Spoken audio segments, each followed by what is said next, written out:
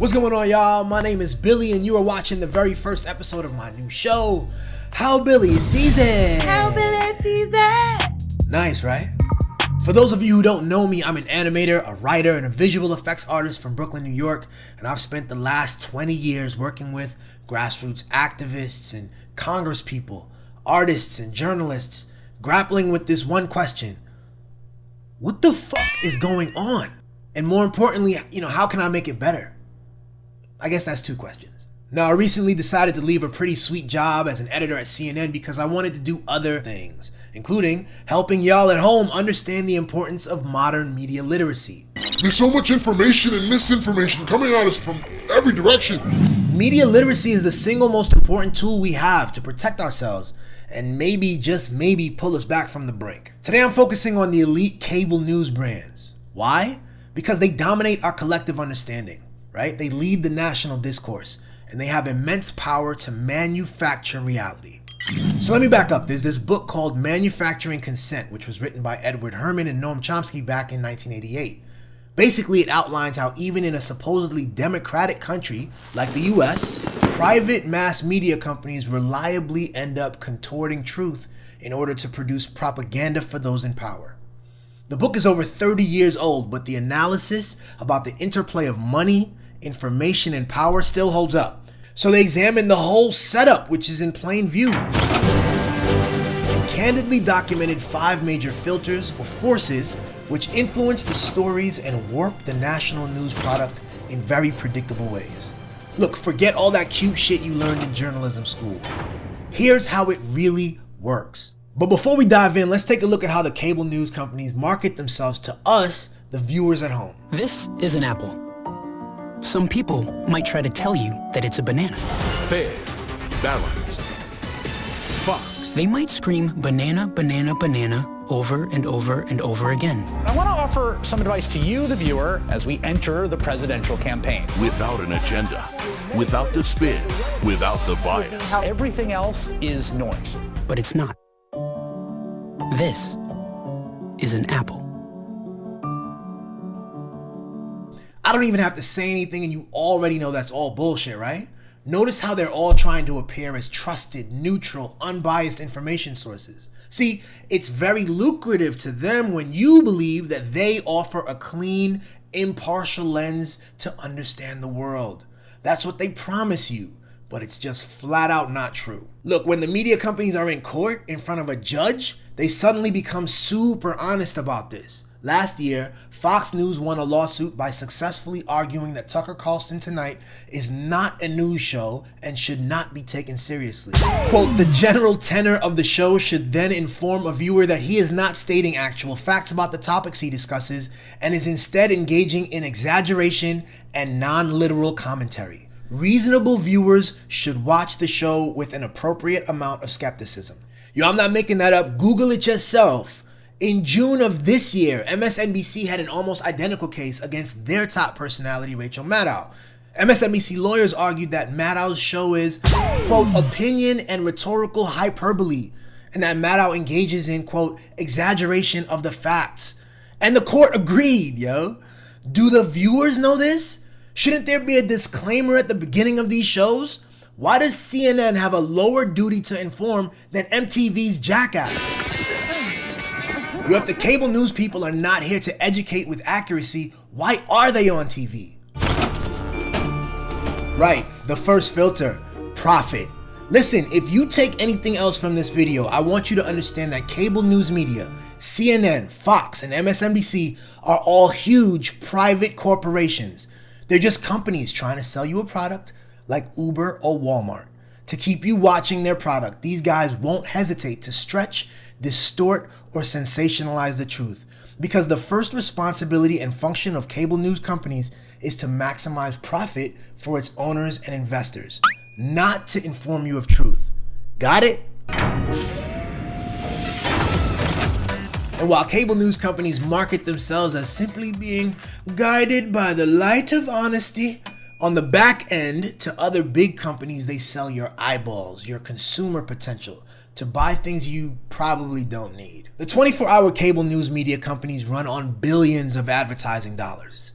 If you post content on IG or YouTube, you might be familiar with some back-end stats and some viewer demographics. Think about that, but way deeper and with massive amounts of dollars on the line. People come on here, they get tested, you get the benefit of it. Cable news employs whole teams of specialized staff whose only responsibility is to pitch new show ideas directly to the advertisers, on the promise that those ads will reach the eyeballs of TV viewers.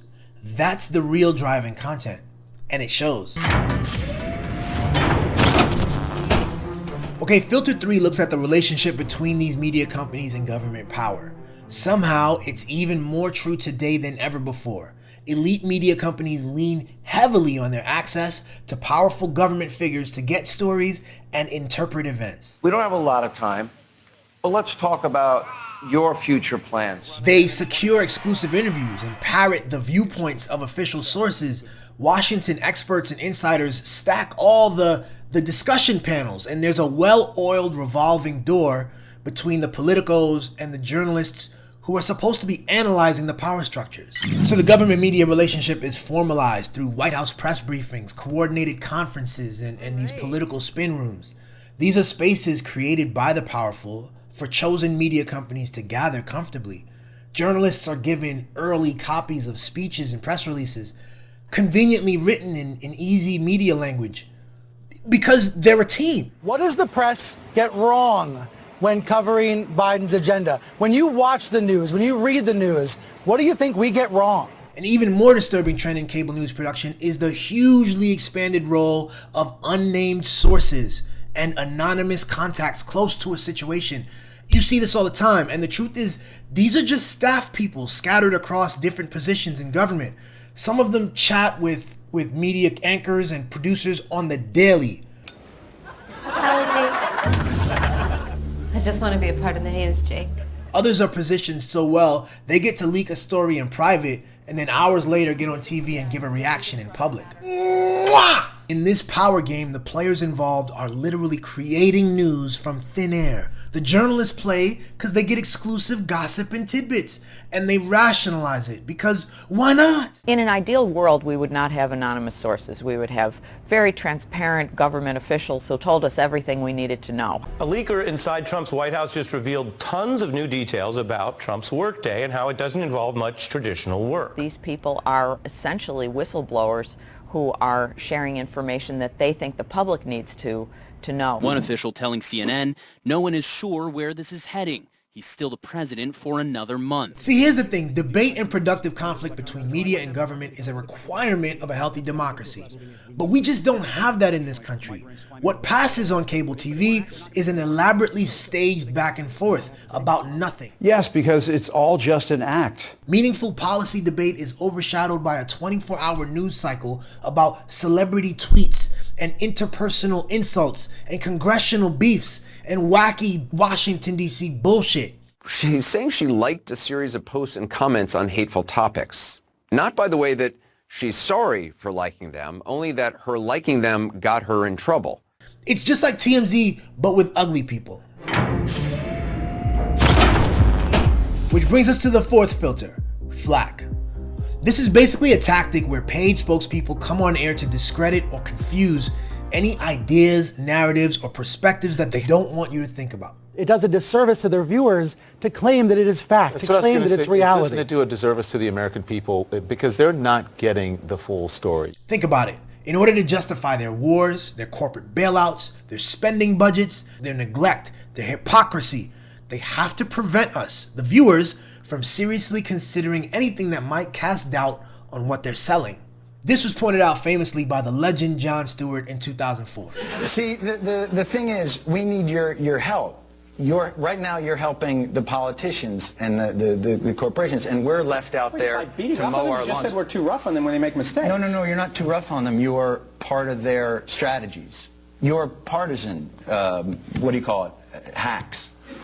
So the voices you see on cable news are there to normalize a very narrow discussion framework. What might look like a passionate debate between a leftist and a right person is actually a tightly controlled conversation, with all unfavorable points of view completely left uninvited. You probably noticed this. Instead of a thorough conversation with all the facts and options on the table, they're giving you the illusion of a debate, which has the powerful psychological effect of trimming the spectrum of acceptable thought in the minds of the viewers. If you're having trouble picturing how this works, just think back a few months ago when these same media companies insisted that the two best people for the job of President of the United States were these two white men from the 1940s. Bro, it's all made up. Alright, to bring Chomsky's model into the modern age, I had to include a new game-changing force, the internet. You might have heard of it. Cheaper production costs and streaming has really lowered the bar of entry in the media market. It's led to an explosion of viable independent news sources and a crop of fresh new personalities, such as yours truly. And while it's awesome to have new ideas and diverse voices that can reach large audiences, it's also created a gold rush of political entrepreneurs and content creators, each with their unique perspectives, motivations, and varying degrees of commitment to honesty. I want to dive deep into web media on a separate video, but the question here is, how has pressure from the internet affected the cable news product? Because let's remember, while web sources are rising in popularity, cable news companies are declining fast, and that trend's going to continue. So elite media companies are adjusting. And you gotta understand, it's gonna be entertainment first. If I were an alien that landed down from Mars, how would you explain to me what QAnon is? Whatever you need, boo-boo. Clickbait reaction videos from Don Lemon, just like the cool kids. Commentary about celebrity politician tweet battles. They know we love that shit. Ooh, check out business casual Tucker Carlson with no tie. Yes, bitch. You guys have to get your job done first, and it's the progressives and the moderates distance up from each other. So how do you move this forward? We're going to see that today. Also, the cable news companies are leaning further into their one institutional strength, which is access to elite political parties. Who can blame them, really? It's their biggest advantage in the market. These companies have everything to benefit from promoting the idea that official statements and power worship, conjecture about what's in the head of the president, and anonymous leaks, that these are breaking news and vital to understanding the world when they aren't. It's just the opposite, actually. Focusing America's attention on that shit is propaganda. They omit, they distract, they sensationalize, and they play clever rhetorical games in service of their preferred politicians. And yes, if you're wondering, this game is disastrous for us, the American citizens at home. This is why our democracy has spiraled into a dystopia. And no, the media is not done with us yet. Signs of democratic erosion are seen in every direction for those who are willing to see them right now. On the bright side, though, we do love to see a messy bitch fall from grace. My boys Herms and Choms identified one final filter. Fear as a means of control. Fear of an external enemy. Fear of progress. Fear of each other. The media don't care. Immigrants, Antifa, socialism, black people, evangelicals, feminists, millennials, you name it. They are literally using our human psychology and tribal tendencies against us. The cable news companies who've been charged with protecting the country from tyranny and corruption have failed spectacularly. They secured the bag, but fumbled democracy. And by the way, they'd rather not talk about it. So instead, they continue every day to lie about how we got here. But frankly, it all makes sense when you look closely and understand the system. No personal bias is needed here. This is a structural problem. On all three cable news channels, before any story ever reaches your phone or TV, you can be sure it's been picked, screened, edited, framed, and filtered through this self-serving process. Okay, so what does this all mean for those of us who value a serious, meaningful media and who want to understand the world so that we might lead better lives? Okay, now here's how I see it, y'all. In this new media age, it is imperative that we consume our media with active intention.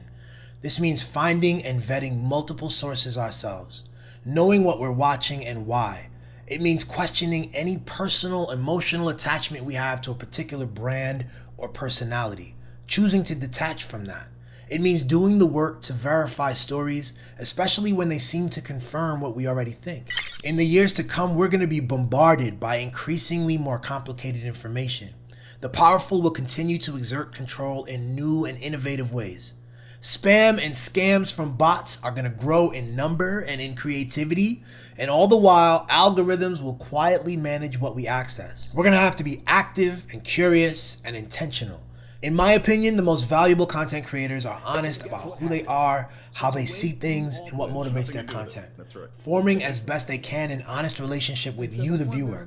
I mean, this is the bedrock foundation of any healthy relationship, right? So to wade through all the noise, one of the first best things we can do is identify and discard any source of information that is fundamentally dishonest with you about their interests, their motivations, and your relationship to them. You have a responsibility to the public discourse, and you fail miserably. I'm here to confront you because we need help from the media. Here's just what I wanted to tell you guys. Yeah. Stop hurting America. Okay, now. This is not an apple. Some people might try to tell you it's an apple, but it's not. This is just a fake 3D rendering of a flat picture of an apple. My name is Billy, and that's just how I see it.